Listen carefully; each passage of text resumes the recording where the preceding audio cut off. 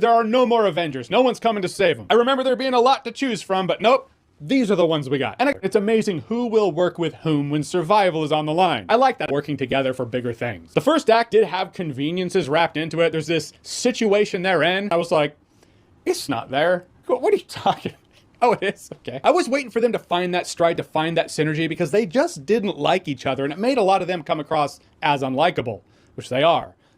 That's kind of the point here. They're not actually that incompetent. But when you do get a lot of strong personalities in the room, it's amazing how the efficiency level can drop because they're not optimized. They're all trying to be the leader. They're all trying to measure each other up. It just comes across as petty. The movie gives her a lot to do. A big theme in this film is dealing with the pain of your past, and of course she does have quite a past. All right.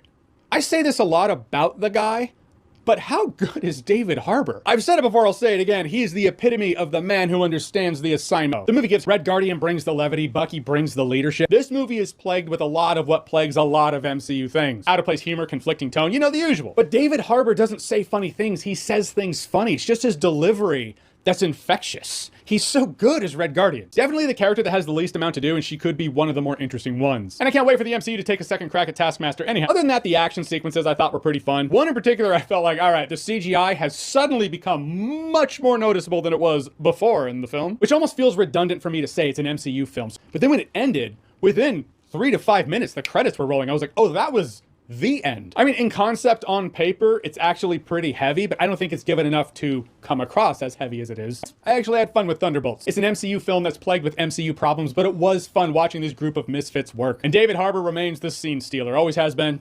Apparently always will be. I had myself a pretty fun time with Marvel's Suicide.